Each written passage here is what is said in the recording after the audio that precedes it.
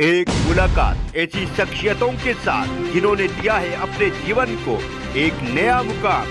रूबरू कराएंगे ऐसी कुछ हस्तियों के साथ एक खास शख्सियत के साथ मुलाकात जयदेव पटेल के साथ नंबर 1 इंडिया न्यूज पर।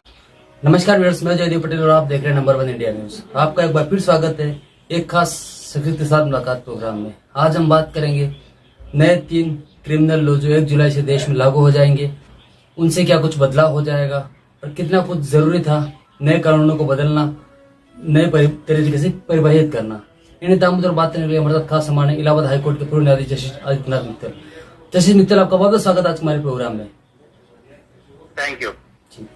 जस्टिस मित्तल, आपसे मेरा पहला सवाल है कि आईपीसी, सीआरपीसी और सीपीसी को बदल कर कहीं न कहीं भारतीय न्याय संहिता, भारतीय साक्ष्य संहिता और भारतीय नागरिक सुरक्षा संहिता के रूप में इसको बदला जा रहा है।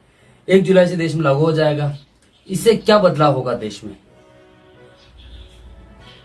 देखिए, भारतीय दंड संहिता 1860 में लेजिस्लेट हुई थी जी, और उसके बाद 1973 में सीआरपीसी और इंडियन एविडेंस एक्ट भी 1860 में। तो 1860 या 1862 और 2024 के भारत में बहुत फर्क है। इसलिए बहुत से ऐसे नए अपराध जोड़े गए हैं जो कि उस समय फोर्सी नहीं किए जा सकते थे।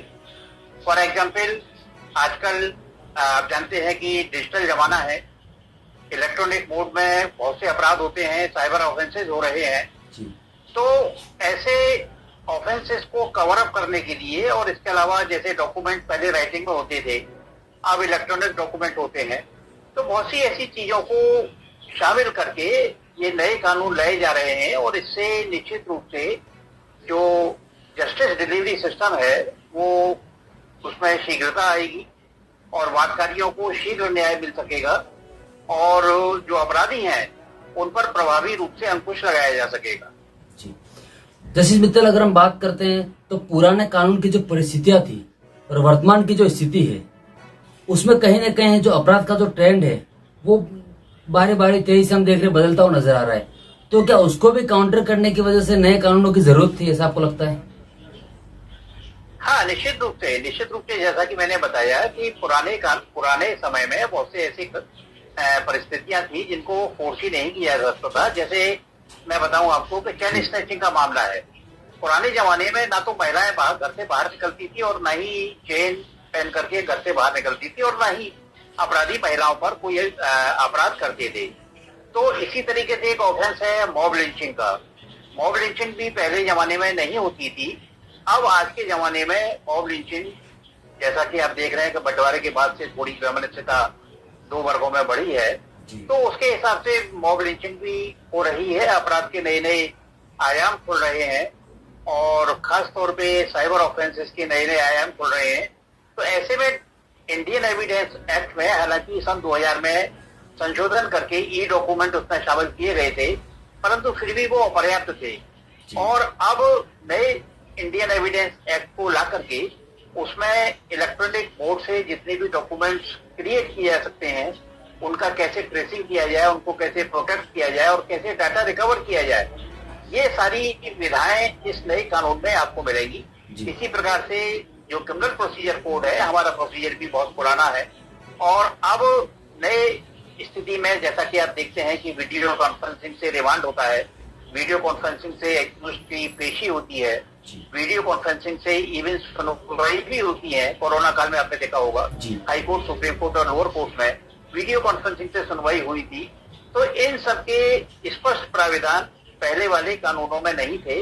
इसके अलावा जो हमारे साइंटिफिक इन्वेस्टिगेशन है, जैसे कि लाइट डिटेक्टर टेस्ट है या आपका डीएनए टेस्ट है और भी बहुत से ऐसे टेस्ट हैं जो 1860 या 1862 में फोर्सी नहीं किए जा सकते थे।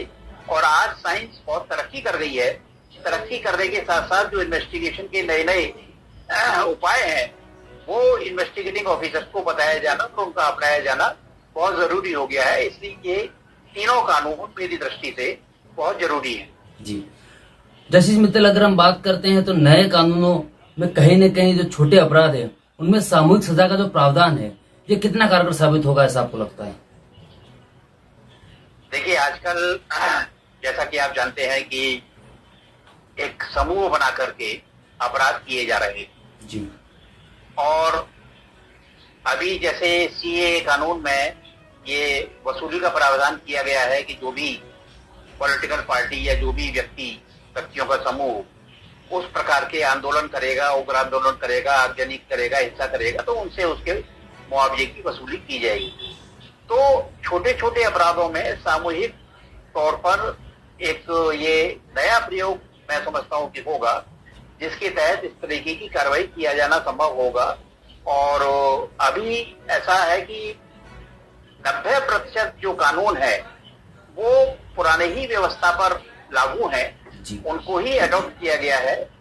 और जो आमूलचूल परिवर्तन किए गए हैं वो इन्वेस्टिगेशन के बारे में, और जो ट्रायल है, ट्रायल टाइम बाउंड होना चाहिए, इसके बारे में व्यवस्थाएं की गई हैं।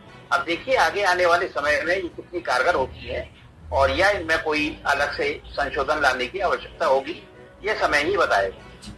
तहसील मित्तल, आपसे मेरा एक आखिरी सवाल है कि कहीं ना कहीं हम अक्सर देखते हैं कि एक न्यायिक प्रक्रिया कह सकते हैं या फिर एक कानून का जो एक प्रोविजन है जिसके तहत जो चीजें जब कोर्ट में सबमिट की जाती है, पुलिसिंग की तरफ से हो या चाहे तमाम जो एक व्यवस्था बनी हुई है, तो उसमें जो टाइम पीरियड जो होता है उसमें कुछ दायरा जो सीमित रहता है उसको कहीं ना कहीं फॉलो नहीं किया जाते हुए लोगों को समय पर न्याय मिलता नहीं है। और कई कंडीशंस में ऐसा देखा जाता है कि जो व्यक्ति जो न्याय की गुहार लगा रहा था वो शायद इस दुनिया में है भी नहीं, उसके बाद उसकी न्याय की प्रक्रिया या फिर उसकी फाइल को आगे बढ़ाया जाता है। तो क्या उसमें भी कहीं ना कहीं एक शॉर्ट टाइम में कहीं एक न्याय मिलने के एक आसार नजर आते हैं नए कानून को देखते हुए? हाँ, निश्चित रूप से देखिए, मुकदमे में देरी के एक नहीं कम से कम 20 कारण, एक कारण नहीं कह सकते आप। अधिवक्ताओं की हड़ताल है, कागज पूरे ना होना है, पक्षकार का उपस्थित ना होना है, अधिवक्ता का बीमार हो जाना है, पक्षकार का बीमार हो जाना है, और भी बहुत से कारण हैं जिनकी वजह से न्यायिक प्रक्रिया में विलंब होता है। परंतु ये जो वर्तमान व्यवस्था अब नए कानून से लाई जा रही है, इसमें टाइम बाउंड न्याय दिए जाने की व्यवस्था की जा रही है और मैं समझता हूं कि ये काफी कारगर होगी। और इसमें जो न्याय मिलने में विलंब है वो विलंब भी दूर हो पाएगा। और मैं आपको एक चीज और बता देना चाहता हूँ, न्यायिक प्रक्रिया में विलंब क्यों होता है। आज का वादकारी कानून के प्रति इतना जागरूक हो गया है कि वो छोटे छोटे मामलों को भी लेकर के लोअर कोर्ट, हाई कोर्ट और सुप्रीम कोर्ट पहुंच जाता है। मैं एक एग्जाम्पल, ज्वलंत एग्जाम्पल देना चाहूंगा केजरीवाल जी का, कि एक कोर्ट से आदेश होता है, तुरंत दूसरे दिन हाई कोर्ट में सुनवाई हो जाती है, तुरंत दूसरे दिन सुप्रीम कोर्ट में भी याचिका डाल दी जाती है और फिर सुप्रीम कोर्ट से याचिका वापस ले ली जाती है, फिर हाई कोर्ट में याचिका डाली जाती है। तो जो कुछ प्रभावशाली लोग होते हैं वो अपने पैसे के बल पर, अपने ताकत के बल पर निश्चित रूप से मैं मानता हूं कि न्यायिक प्रक्रिया में एक रोड़ा अटकाते हैं। और आम आदमी और एक खास आदमी, हालांकि कानून के सामने सब बराबर होते हैं, कानून की नजरों में सब बराबर होते हैं, परंतु फिर भी कुछ ऐसी परिस्थिति आ जाती है जिनमें तात्कालिक सुनवाई करना जरूरी हो जाता है। और मेरा ये मानना है कि चाहे कोई बड़ा से बड़ा पॉलिटिशियन हो, चाहे कोई बड़ा से बड़ा बिजनेसमैन हो, चाहे कोई बड़ा से बड़ा अभिनेता हो, सबको एक ही तराजू से तोलना चाहिए जब तक कि कोई अन्यथा बात ना हो। तो आज स्थिति ये हो जाती है कि जो कोर्ट में गलत बातें, गलत तथ्य प्रस्तुत किए जाते हैं कि साहब मुल्जिम की तबीयत खराब है या मुल्जिम के घर में गमी हो गई है या और कोई उसका ब्लड प्रेशर कम हो रहा है या शुगर कम हो रही है, ये सब सामान्य बीमारियां हैं। ऐसे मामलों में मैं समझता हूँ कि अगर मैं होता तो मैं इन सब मामलों में संज्ञान नहीं लेता। शुगर है, शुगर कम हो रही है तो एक गोली टॉफी की खिला दीजिए, शुगर बराबर हो जाएगी, इसमें किसी डॉक्टर की सलाह की जरूरत नहीं है। तो मेरा ये मानना है कि न्यायिक प्रक्रिया सबके लिए समान होना चाहिए और जो स्पीडी जस्टिस है वो सभी लोगों को मिलना चाहिए, कुछ चुनिंदा लोगों को नहीं मिलना चाहिए। तहसील मित्तल, आपने हमारे लिए समय निकाला, उसके लिए आपका बहुत बहुत धन्यवाद। Thank you.